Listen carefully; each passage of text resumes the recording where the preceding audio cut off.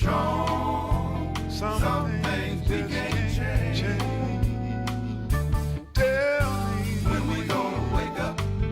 I wanna know when we gonna make a change. You gotta be strong. Some things we can't change. Welcome to the Man in the House radio show here at HamiltonRadio.net, channel HR2. I'm your host, Clarence Haynes. All right, we're coming to you live today via Facebook.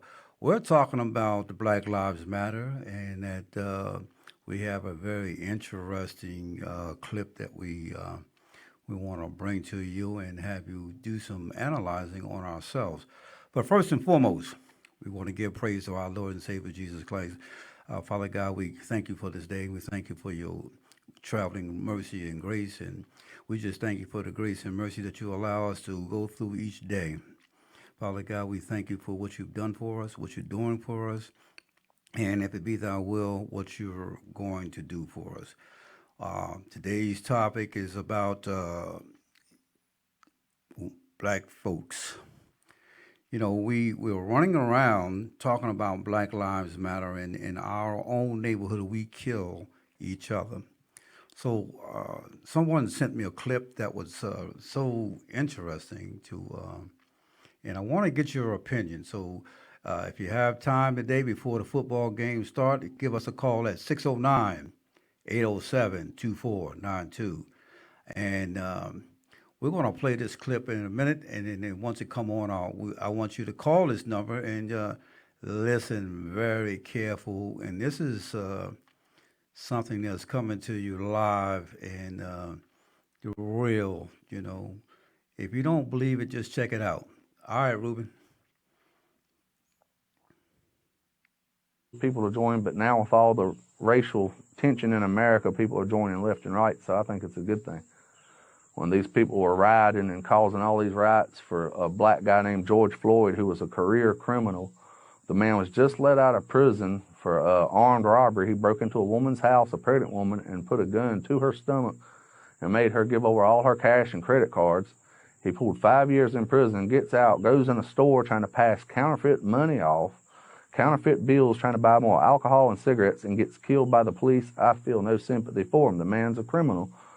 And I think these riots are helping the Klan grow. There's more people out looking for us now. It used to be we had to go out and recruit members. Now we just sit back and they come to us. What do you think about the state of our country? Do you think things are getting worse? I think it's a racial powder keg about to explode, and we're actually hoping for it. Most of the people in the Klan want it to. We want the racial tension. We want a race war, a full-out race war.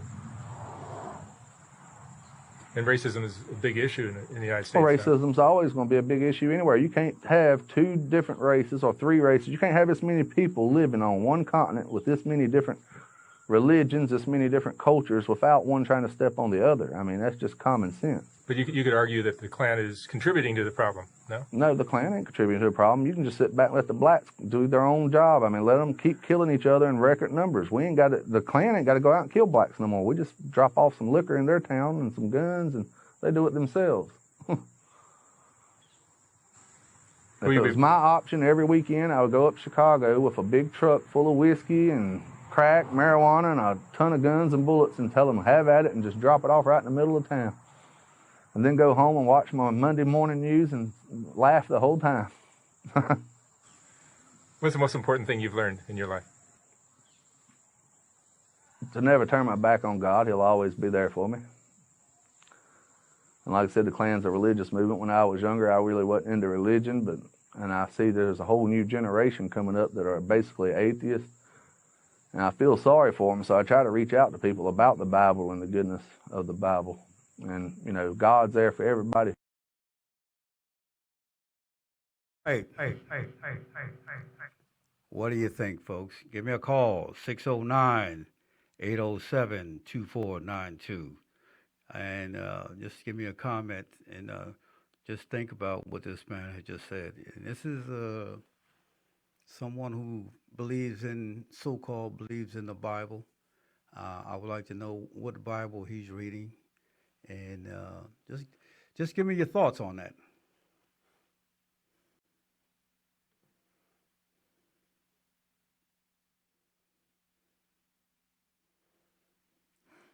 All right. So while everybody is pondering their thoughts, we just want you to really let this thing sink in and give yourself time to think about it. And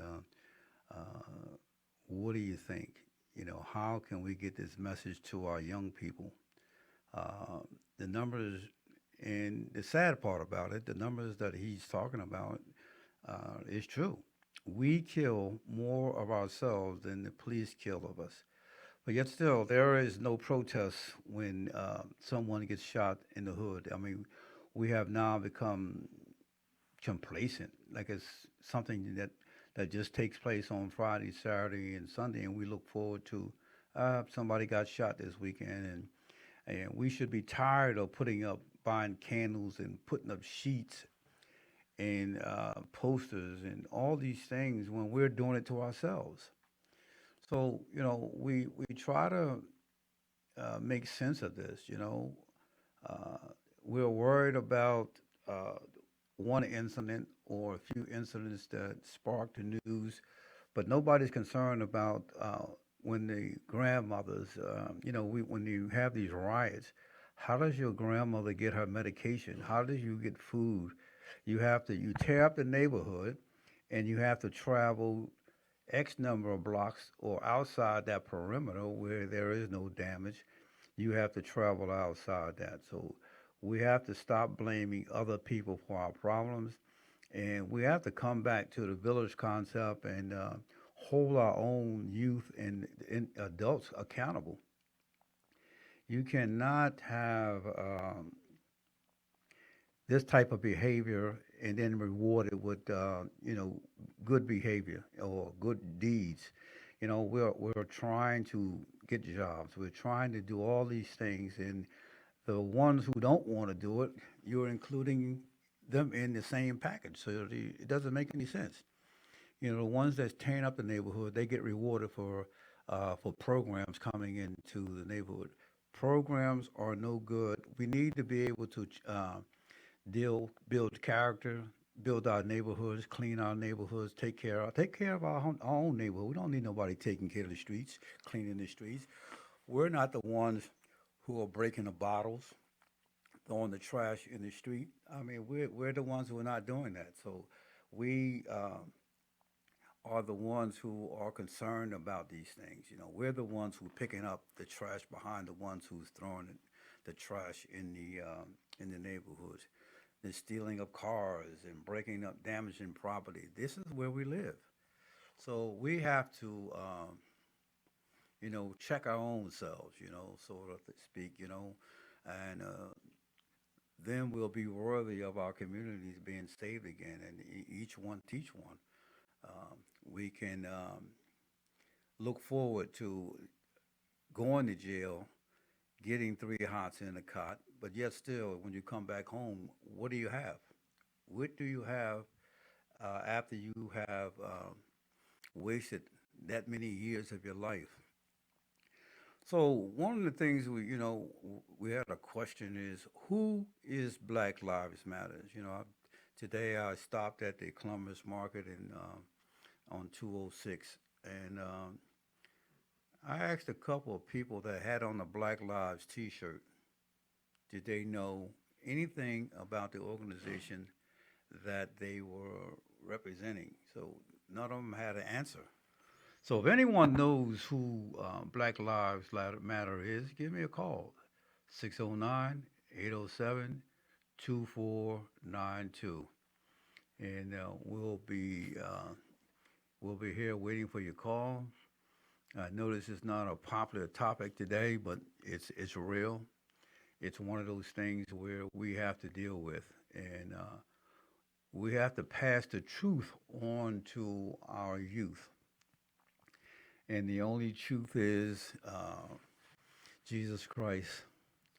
And we have to let them know who Jesus Christ is, what his purpose was, why we believe in Jesus Christ. And once you know that, we'll be able to set you on a right course. There's only one way to do things, and that's the right way. We all have plenty of excuses. One of the things we have been working on with our youth is not to say I didn't know.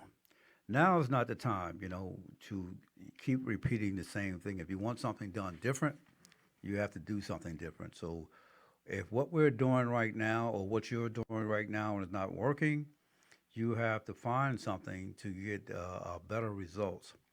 And that's one of the things that we have been dealing with just for the last couple of years. And with the pandemic, we noticed that people are afraid to come out. And I understand that. So we don't have our normal guests. We don't have our normal panel. We usually have 6 or 7 different people bringing the topics and the phones, calling in. So today is totally different. So we're back in the studio live, and we're looking for callers to call in 609-807-2492 to voice your opinions about what do you think about Black Lives Matter. And first and foremost is how can we deal with the systemic problems that we have in the black neighborhoods where we're killing each other and we're destroying our own neighborhoods and we're preventing uh, our seniors from going out and enjoying their neighborhoods because we have young people who are fighting and just taking over and uh, just doing the thing. I had the opportunity to doing some street ministry here in Philadelphia in Bridge and Pratt and right in front of Bear Ye One Another's Burdens and with the pastor Michael McKeithen and Pastor Andrea McKeithen. We're out there doing street ministry, passing out bottled waters. Last Saturday we had prayer, pretzels, and water. So we were able to pray for them, heal them, heal their minds and give them some comfort that they know that there is a place they can come and ask questions. And, these are the things that we're doing. Our church is not closed. The doors are open. And we want them to know that we love them, we care about them, and we just want to get to our community and be that model, be the blueprint, how you can turn your neighborhoods around, cleaning your own streets, helping the needy, helping the elderly. We take back our streets, And for those of you parents who have children in your homes that's selling drugs, you're part of the problem, not the solution. And it's criminal to let someone uh, do something and they wind up getting killed. The streets is no place for our young people. We have to find out things to do for our young people, be interested in their careers, being interested in their sports and things that are going to build character. So we're just here today to try to bring that word to you and see what we can do about coming together and just talking about it. And if you have any ideas or any concern, just give us a call. 609-807-2492. Yes.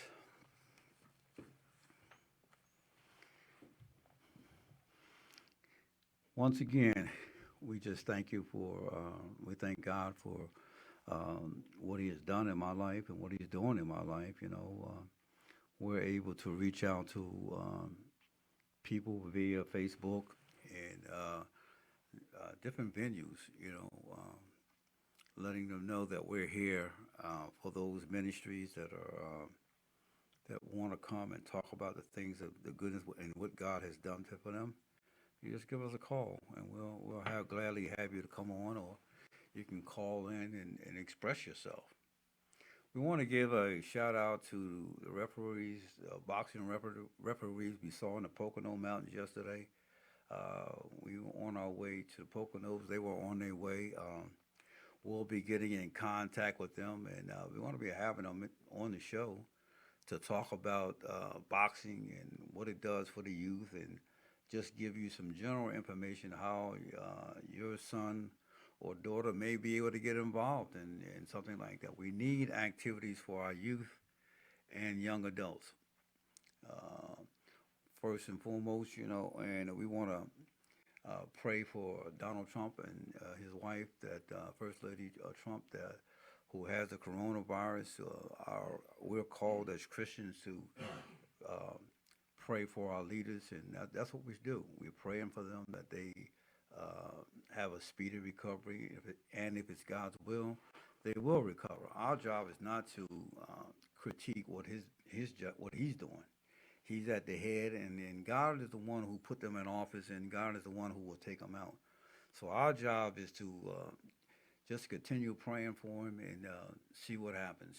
If it, let go and let God, and we're not to badmouth him or talk about him. And if God is the one who puts our elected officials in office, and we're talking about them, then we're talking about God. So you have to analyze what you're doing and what you're saying, and the words that are coming out of your mouth, they carry weight, and they're going to be judged. So we have to be careful with our speech and our tongue and the things that we say, and mean what we say and do what we say. So once again, we still have to be able to be the ones who train up our children in the way that they should go. So when they walk out into the world, we don't have to worry about whether they're coming home. We teach our men, you know what the deal is. When you get stopped, put your hands on the steering wheel. Do what they tell you to do. Running and all this other stuff. You're pouring gasoline on a fire. So we want to just stand back and regroup so that we can live another day. And we find out that it can be done. And as elders, we are responsible for that information. We're responsible for helping young people. And I was having breakfast the other day, and I was at IHOP on Roosevelt Boulevard. I can't remember the 100 what block it was. It was way up on the boulevard. So I was eating. A young man dropped his mask on the floor. He didn't realize he had dropped his mask on the floor, and there was two brothers. One had his back to him, one was looking at him. So one of the brothers motioned for the other brother to tap him and say, "Hey, you dropped your mask." So the young boy grabbed his mask and picked it up, and he was getting ready to put it on his face. Then he put it back down. So the other brother went out to his car and got a mask for the young man. He said, "No, don't use that one. Here's one." And he gave him He gave him the mask to use. I thought that was admirable. So I spoke to him, and I come to find out that he makes these masks. I was hoping that he was going to call in today, and I didn't get a chance to get his name, so I just want him to know that if he's listening or if he gets a chance to see this on Facebook, he can call in and let me know what his name is so we can give him the praise that he needs. And just doing that, just to seeing that he thought it not robbery to inform this young man that he should not pick that mask up and put it back on his face once it hit the ground. So we're good with that. So other than that, that's it. So one of the things that we want to talk about is just having, as men, the topics and the things that we talk about is that each one has to teach one, and each one has to add to our problem, and it's our problem. We can't expect the police to come in, and if there's no policing needed, then we won't have these things. So we have to do the things that we have to do so that the other side doesn't react to the way they react. All right, my brother. Yeah, Hey. yeah. Hey, all right, all right, Come over here and give you a little support. all right. Sounds good. Sounds Yeah. good. Move your microphone up closer to you. There you go. Okay, good. Yeah, too. All right. But that's one of the things. Like So- we have to support each other, and we have to stop, blaming other people. When our children go out the house, we have to, and especially fathers, we have to tell our children or have these talks with our children, because right now our children they're wearing a mask. They have the family mask, and then they have the street mask. When they get out in the street, they do what they want to do. But the information that is in the street is going to cost them their lives. We as parents, we expect our children to come back home and we don't look at what our children do, even though we see the telltale signs. Right. I think there's a lot to it. Oh, hold on a minute. This is really powerful. Okay, yeah. So we have to look at those things, and we see our children in the house. You see the clothing, the colors mean things, the vernacular, the language. Well- All these things mean things. No, it's amazing. It's amazing that we talk about. It seems like every decade or every few years we talk about this subject. They talked about it in the 70s. They talked about it in the 80s and the 90s, early 2000s, and now. So it's that thing where it goes back to like everyone says, like yourself, it says it's generational curse. Right, right. It's like where does the curse stop? Where does the narrative stop?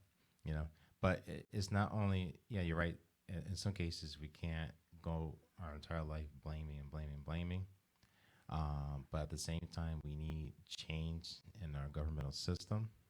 Like, for instance, a lot of black folks, of course, my ancestors, your ancestors, because of redlining, had really put a block on blacks to accelerate, Right. successfully. Right. And even when you did successfully, look at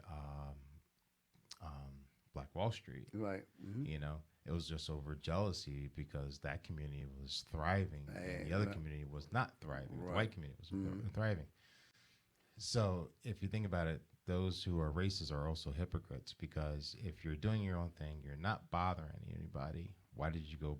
Why now you're jealous of another group who's thriving and succeeding, and you're not? You can do the same narrative because you want the black money, but you don't want the black people. Right. You want the culture, but you don't like the people. Right. You like the food, but you don't like the people. Right. Right. So you're a hypocrite, Right. no matter how you look at it. Any racist is a hypocrite. And then two, a lot of people are not pure Right. in any ways. That's right. If you go back to the Mongolian Empire, you go back to the Roman Empire, which controlled most of the known world. Remember, they said all roads lead to Rome, and Rome at one point conquered northern Africa. Okay.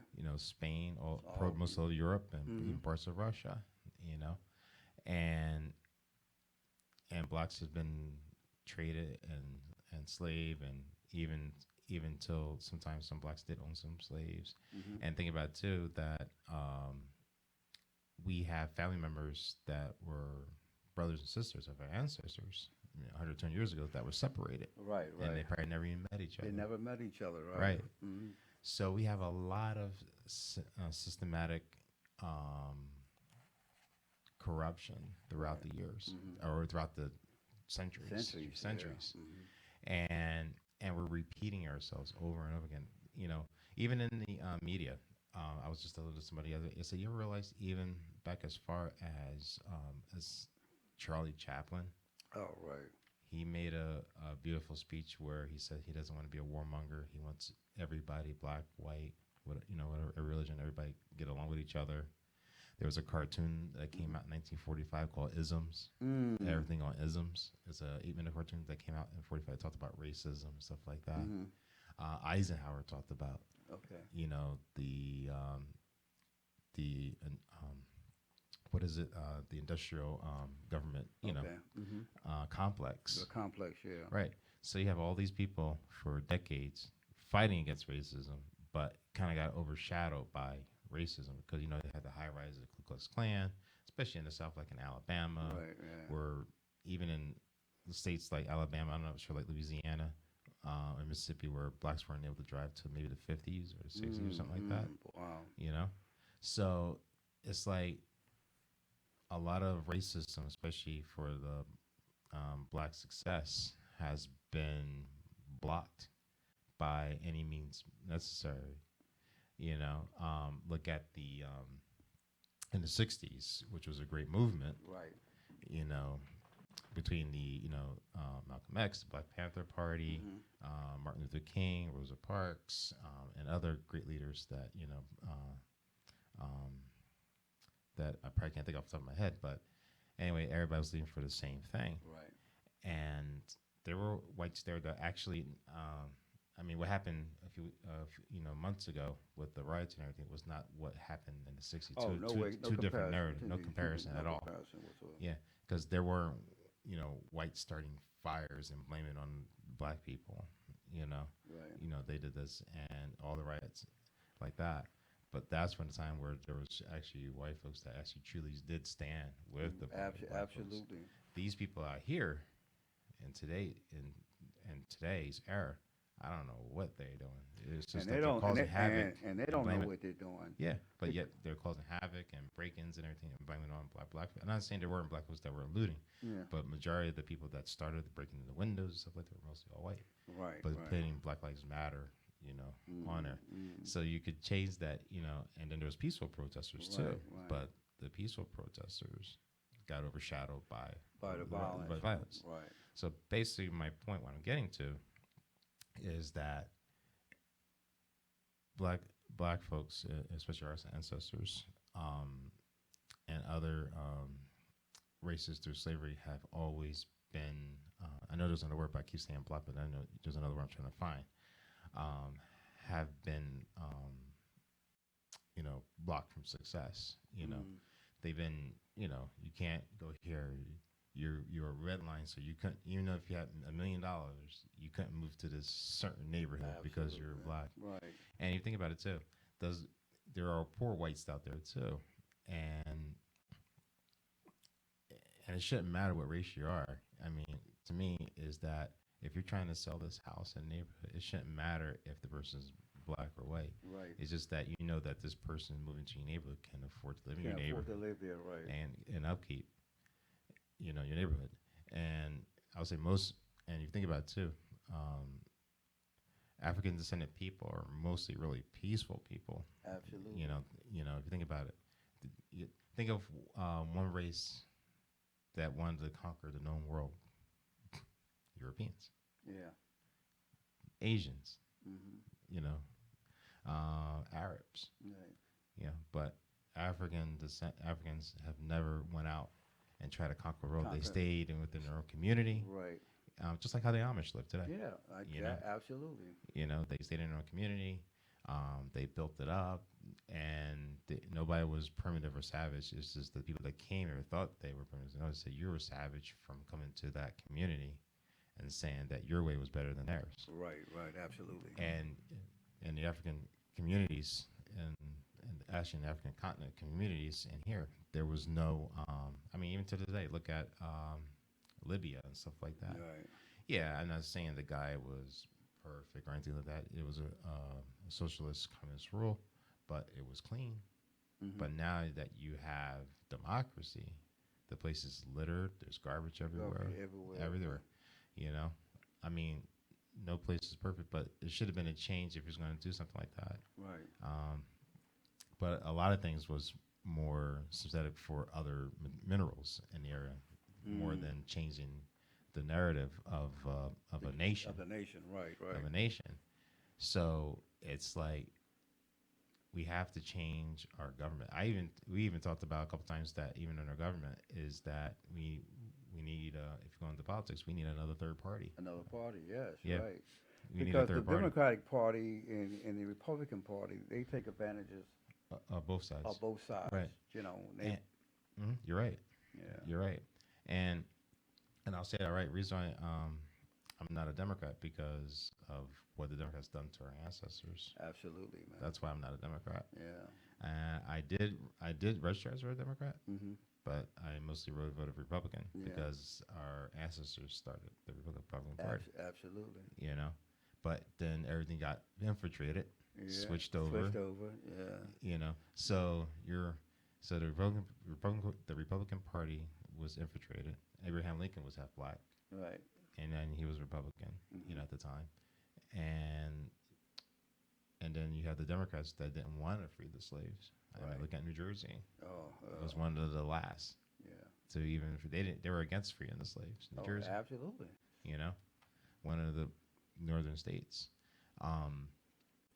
So that's why it's like I tell people, it's the reason why another. It's like me joining the KKK.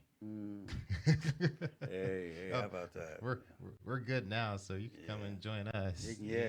That's right. And that's what that clip was about. He said, Yeah, man, no. we got y'all doing that. We're doing the work for them. Well, you know, yeah, and you think about it, it's true. Oh, actually, believe it or not, there was a film. I think it was shared on Facebook that, I hate to say the guy was in some way correct. I'm talking about his narrative was oh, correct. that was correct. It Right. definitely. I don't agree what he does, but Right, the narrative right, is correct. There was I think it was in the 1950s or the 60s. I think it came out in the or even the 40s. But anyway, the video talked about, Africans, Americans or Black Americans, that if you want to make them settled and everything like that, show them shiny things, because they want to dress well, hitting the point they, Right. you know. So you can sell them anything as long as it's shiny and flashy, and they'll go and buy it. It doesn't matter what it is. No matter what it is, right. No matter what it is, they will spend the money. Buy the flashy watches, buy the fancy sneaker Yeah, the or, bling, or the bling. shoes, Buy the the bling, bling. Yeah, so and, they can look better than everybody like that. Right. And it was a video Yeah. that was filmed, I think between the 40s and the 50s. It was in black and white, so it was Yeah. in the 40s and 50s, and it showed. And you think about it, it's like wow. And there was this Jewish guy I remember 20 years ago when I was starting one of my businesses, and he told me one time, he goes, Ruben, really Jewish guy. He goes, I want to tell you about some black folks. I'm not trying to be racist or anything like that. But he goes, Ruben, I'm not trying to be racist or anything, but I just want to let you know, when you start your business, I hate to say it this way, but don't do like other black folks do. And I go, what do you mean? Well, when a lot of black folks start their business, they never take the money and reinvest it into their business. Once they get that money, they go out and buy this and that and a third, and then they don't have the money for their business, and then their business fell. Right. They buy the fancy car, they buy this. They take their profits, don't reinvest in themselves. Right. And he said, I'm not saying all blacks, but he said, from his experience, that's what he noticed on his time. Right. And I said, and I thought, oh, that's actually, I said, I don't really find that racist. I think that's a good point. That's a good point. Yeah, that's good. That's good information. Yeah. You need to know. You need to know. Yeah. So it's always, he says, and he said that once you start making money, your business starts making money, and there's reasonable profit, and you have savings, then go buy the gold watch. Yeah, then go buy It's the timing. Mercedes-Benz. It's when to buy it. When to buy it, right. Yeah, don't buy it when you're growing. Buy it when you finish established. Right. Established. He said the business is never established because you're always going. But when your account has established that when you go buy that fancy house or that fancy car or even the fancy shoes, make sure that your bank account is healthy. Hey, Make sure your business is flowing good. It's got to go 1, 2, 3. Business, healthy bank account, And then reward yourself. Reward yourself. Right. Yep. That's what he told me. And this was back in '98. Oh, that's good. That's some good advice. Yep. And that's one of the things that with the changing of everything, you don't Yeah. see businesses surviving Right. because they don't do that. Look how many businesses that we start and they close right up. Yeah. And you say, wow, I was here last week and now they closed. Close. Yeah. And one of the things too is that we don't support each other. That we is. we yeah. rather go to the mall and Malls. take care. Well, look at it now. A lot of malls are closing up. Yeah, they're closing up because online, the new technologies, Technology, everything online. is Amazon and Right. bring it to the door. It's the same thing. Now you don't even have to exercise a thought. You can push a button. Right. And I try to support some small businesses, and sometimes when I go in some small businesses, and I do try to support some black businesses and everything like that. But when I go into some businesses, it's like when you're going there, there's people on their cell phone, and you're standing there waiting Oh to be yeah, served. they have no. Yeah, a lot of people don't have the business etiquette. Yeah, business they're- etiquette. Yeah, they're locked into these phones and not even in businesses. If you're driving down the street, I see people walking across the street on a red light with their head down in their phones. It's not that much information in the world Right. that you put your life. You walking in a 2,000 ton, 2 ton vehicle, and you walking out there. Exactly. And and I think if any business, people want to feel comfortable when they come to your business. Right, absolutely. And that will drive your business more. You feel comfortable because you don't want people to say like, hey, don't go there. Absolutely. Because you're not going to get served quickly or something like that. And think about it too. I can understand if you're like, I'm not trying to name brand anything, but if you're like a Chick-fil-A where the lines are out to the traffic light, Right, from right, the right, parking lot to right. the traffic light. Right. But even with them, they come out to the traffic light and take your Your order. order, yeah, you they know. do. They do. So they accommodate, and what a lot of they people accommodate. don't think that they have to accommodate Right. the customer. And Right. So But when I go to a small business, there's only like 2 or 3 people in there. Oh, I should give a prime example. And this was a white-owned business. When I was working for the state back in 99, 2000, under Whitman, I was interning. We all went out to lunch to Kathmandu.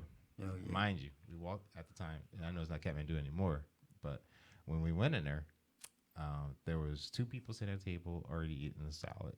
There was 1 person, I think, waiting on the order, and there was 15 of us, all mixed, black, white, female, male, big and small, fat, tall, 15 of us at a table.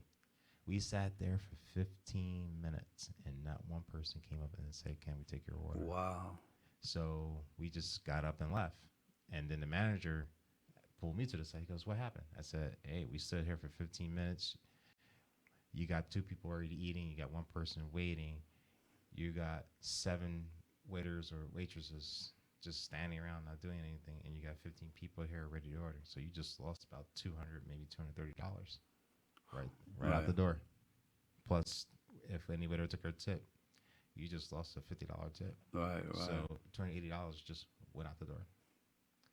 And then we went somewhere else. Yeah. We went somewhere else because I can understand there's 15 of us and the place is crowded. Right. But when you walk in there's only 3 people in the entire restaurant. You Wow. have 7, 8 waiters Right. waiting Just around, wait. Yeah. not doing anything. And then you got 15 people. 3 waiters could came over and took everybody's order. Could took everybody's His order, order, and right. that's under management too. I don't. Yeah. So why does the movement have to take place for him to realize that Yeah. the 15? 15. I mean, that's a big. You can't miss 15 15 people. I know. You know. And it was a big table. It's like So two of you these know, here put and together. you have to be able to accommodate people. Yeah. Like we're spending money and we're doing those things. So no, Right. no, even if you're selling lemonade, I mean, it's the same thing. Same thing. Customer service. How can I help you? Can I, you do those things. And Things. these are the things that in those life skills are turned around into even with us. Yeah. And I'm going to say this, that if you Google, I was Googling things like somebody posted on Facebook one time and said, what's the perfect person? And, I don't think anybody's perfect, even though it came up, Puerto Ricans, because everybody's mixed and everything like that. I don't believe in that. But I said, let me type in who has the most successful businesses. And know what it came up. Black people have the most successful businesses, or mostly own businesses in the world. And there's business that we don't even know about. Right. Like Citizens Bank, which is a black-owned business Right. bank, in Philadelphia area. There's black-owned companies that own dealerships and stuff like that, and small businesses. You'd be surprised. Yeah. Sneaker manufacturers and stuff like that. Yeah. And I know they don't get the commercialization, advertising like the other businesses, but they are out there. Yeah, they're out And there. We they're have to succeeding. look. Yeah. And what happens is we stay in, they keep us in that tunnel vision. They keep Right. flashing those things. Coke is better than Pepsi, and Right. they other brands that are Brands. much better. And so those are the things that we have to look outside, think outside the box, look outside the box, look at all options, and look at all things and weigh it. We're to study it. And they say you study the spirit, test the spirit. We're supposed to find out, Yeah. what it is. But no, we just What is it subliminal about? messages, Subliminal, right. And So basically what I'm saying is that there's, if my generation, your generation, and my generation shouldn't be too mad at their generation because they're kids, and if you weren't raised right or something like that, and training your kids that way. I mean, there's circumstances I understand that happen. Family relation is going to be different in narratives, but there is more to the street. It's just there are niches out there that if you sat and thought about it, a niche could be a business. Maybe you have an idea to retrofit motorcycles or something like that. Maybe a better way to I don't know, communicate with cell phones or something like that. There's between technology, hardware, maybe food. Right. There's different ways you can find a niche in food. How can if people are always on the go, what can I do to make their breakfast faster Absolutely. or lunch faster? Yeah. There's a lot of things if you sit and you think about things. That's why the one project I'm working on, because I found the niche. Right. You know, And that's what they see. Well, like in our generation, we were steered toward one specific. Specific thing. Either you're going to college, right, or they told you to take a trade. right. Never telling you that to think for yourself. And actually, you're right. And believe it or not, a lot of businesses were started because people had trades. Right. If you think about it, or they worked or they had some people didn't even finish. I'm not saying not to finish college or get your education, but if you get your education in the trade, you might, like for instance, look at all the screwdrivers and the drills Right. and the tree trimmers. Why? Because someone took a trade and said, "I got a better idea, Got a better way of doing it. better way of doing it." Yeah, the ratchet. Oh Yeah. man. Yeah, the that, ratchet. Oh man, your knuckles, man. You Yeah, used to, like that. yeah. So now I got a better way to do it. The screwdriver. There's somebody invented automatic changing, screwdriver. Right. Why? Because he may have been a mechanic or a carpenter or something. Right. And said, And "Oh, it's found got to a be a better- way to right. so I don't have to keep changing the screws, stuff Right. like that." So there are some good things in trade, and United States is the only place in the country where a trade is frowned upon on, but at the same time, I give everybody credit when you do a trade because when your pipe bursts, who do you call? That's right. The plumber. A plumber. Yeah. Your house is falling down. Who do you call? Contractor. Contractor. Yeah. Yeah. You need that table belt. Who Yeah. you need? A carpenter. Yeah. So Yeah, a trade. that's awesome because Even the garbage man. let him not come. Yeah. Exactly. How long can Let him you not stand with the garbage man not Garbage man. coming? Right.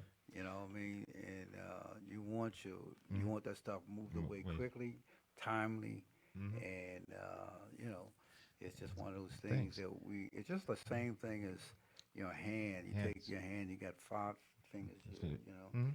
take that thumb away, And what do you do? and you can't function. Function. You know, Right. And the same thing with either of these fingers. You can't. They're all that- individual work That's hand why in he hand. gave us five fingers. They work independently. And same thing with your toes, and, Mm-hmm. and you work with. Everything is built for our success, and Purpose. we have dominion and authority over all things. So Mm-hmm. we have to use those things, and that's my earlier comment about we have to stop blaming everybody Right. else. I think it was Because you're gonna blame everybody else to the day you die, and where did it leave you? and you still haven't Yeah. gotten any further. Yeah. Yeah, And, I mean, we're all gonna have, especially, being black, you're gonna have harder troubles. right. So that means you work harder. You work harder, and even myself, I'm biracial, and I have some people say, to me like, well, because you're lighter skinned, so you have, more privileges and Yeah, stuff like that than other people, but I've been pulled over. Yeah. Oh you yeah. know, Yeah. That's it. and everything like that. I admit I probably haven't faced a lot of that, racial tension before, but I'm gonna tell you, my grandmother is dark as anything. Grew up in the South, Right. Right. and she succeeded. Yeah. She's a woman, a black woman at that, very dark skin. Right. Became an English teacher, bought her own house in Atlanta, Wow. one of the most racist part of the South in the country, Wow. and she did it all on her own. And I'm talking about back in the 50s Wow. and 60s. Yeah. That was some time. That was Yeah. some times. And redlining too, Oh, like that. man, yeah. So she was an English teacher, black woman, and bought her own home. At a time where, if you're a woman, you could barely buy You anything. can buy any, yeah. You could be a teacher, but you probably weren't getting the same rate as a man. Oh, no way. And then especially being a black woman in the South, you're probably getting a lower wage than a white woman was Right. working. So I'm proud of my grandmother. Amen. Amen to that. Yeah. So those are the things that we sit here and we're discussing them. Yeah. But what happens is this has to be a collective and a corporate thing where it's taught in the churches. Back when I was Right. growing up, all that information was right there in the church. So you saw how Saw that. you saw how to when you go to a restaurant, you know what fork, you Right. had that training. Training. Now you have the money, but you don't have the etiquette. Etiquette. Right. And you want to, it's just where are we going? I mean, Right. we're lost. We are losing our children. Last night I was coming home from. We went to the Poconos. We went fishing yesterday. So I came back. I was dropping my son off, and we went to Wawa, and I saw about 15 girls. They were about 15 to 17. They were all, I don't know what you call them. I mean, they looked like men. They looked like Oh. and it was okay. all it was like they were Confusion. going to they were like going to a convention. They had on muscle shirts and tattoos and hats on and jeans hanging, sagging. I'm saying, like, how do we lose this culture? There's only two species on the planet of human beings, male and female. Right. So anything else is just that's an abomination. You're saying that God is not pleased with what he made. No, it's like how you say that if we don't know our history, it repeats itself. Right. And this is pretty much what's happening. History is repeating itself. Look at what happened in Sodom and Gomorrah. Yeah, absolutely. Yeah. Yeah. Look what happened to the Roman Empire. Yeah. It's the same narrative. Yeah. It happened in Sodom and Gomorrah. It happened in the Roman Empire. Yeah, and You know, and the and we're United doing the States same is repeating all of that. They're repeating all. And if you look at it, a lot of places are falling. Look at New York. Oh wow. Look at San Francisco. San Francisco. Think about it. You got one on the West Coast. You got one on the East Coast, right? And in those two areas, their support. Like I said, I don't. Whatever you do with your, I'm just gonna say this job, right? So don't judge me on this, and I'm not judging anybody else. But whatever you do with your lifestyle, that's you. That's you, That's right. between you and God. Absolutely. I myself don't agree with it, Right. but I'll still be your friend. Oh yeah. I'll still work with you. Yeah. I don't agree with your lifestyle, but at the end of the day, that's between you and God. Absolutely. You know? And that's And- one of the things you have to really think about. Right. But if you look at, a lot of our governments are supporting, the homosexual movement. I say that as a general because there's so many variations of it. And then you can't go to church. You look in California, they say you can go to church, but you can't sing. Right. Yeah, and then you can't go outside, but so you couldn't go to church. So they decided to hold services outside in your cars, and that was still wrong. But yet, you can go into a supermarket with 100, 200 people in there, and be in there all hours of the day. Yeah. Church is only an hour and a half, and you're Right. sitting down. And you're sitting down, right? Yeah, but in a church, some churches, I know some churches are small, some are big. They all come in different sizes. Right. And no matter what you did, that was your church. They made it illegal. What happened with the Roman Empire? What happened with Sodom and Gomorrah? Look at it. They're dictating you how to worship. Where the United States is supposed to be a place where it's supposed to be freedom of religion, right. freedom of worship. And so they're taking away your God-given right and your constitutional right of prayer and worship. And look at how can you justify? How can you say that you have the right to protest? Yeah, Which that is, too. And you. You have the right to protest, But and there's no separation And there's of no- 6 feet. right, It's and- like it's not 6 feet. It's No, 6 inches. It's 6 inches. 6 inches I apart. say so. But yeah, I can't go to church. But your basis for what you're doing for one don't make sense. If I Right. can protest, that means then there's no threat. If there's no There's threat for nothing but protesting, how can there be a threat for going to church? Right. You know what I mean? So that's And church is only an hour and a half, maybe 2 hours at best. and you can be social Distance you in the know, church, so- especially if you're in a big cathedral Right, or, right, you know. or a big Baptist church. A lot of Baptist churches are huge. Yeah, so You know. it's just but it's a Right, thanks. collapse of the. There's a movement in the atmosphere where Yeah. this country is changing. Right. You look at everything. The churches are changing. The schools are changing. Everything is changing. I mean, even shopping, like you Yeah. mentioned earlier, the malls. Malls, yeah, exactly. You know. Did you see? I was going back to the church real quick. Did you see that some churches were actually holding worship in Walmart? Yeah, I saw that. When somebody Yeah. sent me that clip Yeah. where they So, came. when they have church, have a protest, or go to Walmart. Yeah, go to, that was and it's man-made laws, you know, Right. and they're making them to fit certain groups. Right. And you can see you can't do that. It's got to be something agreeable that could work for everybody because Absolutely. you can't make everybody happy. I mean, everybody's going to disagree with some stuff, but some stuff is kind of ridiculous, you know? And it goes back to we can have, it's amazing how, God made 10 laws, very simple, but humans and our leaders made everything complex. Yeah, right. Very simple thing. Respect everyone. Mm-hmm. Let them do what they do.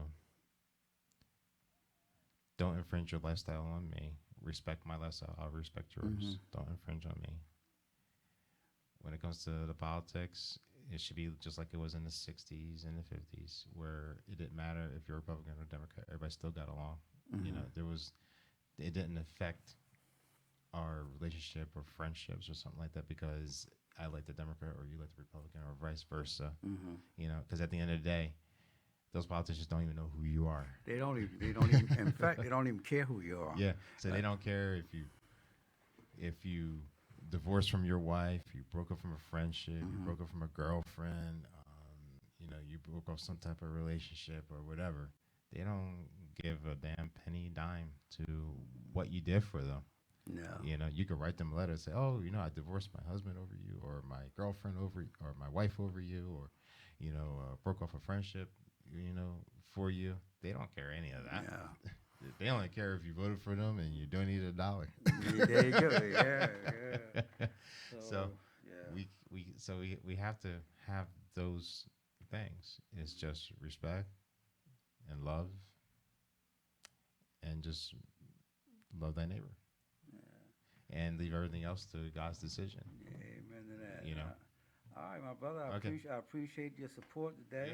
Go ahead. And Let's the close clock out. on the wall say that's all. And we'll, Lord be willing, we'll be back here on the third Sunday of this month. And we'll keep praying for those who wanted to come but could not come.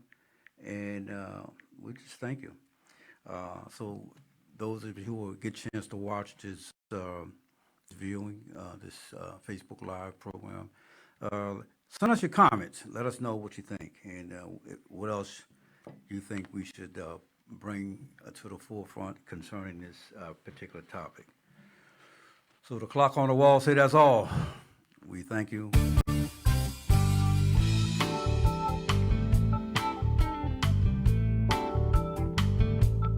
Tell me when we gonna wake up. I wanna know when we gonna make a change.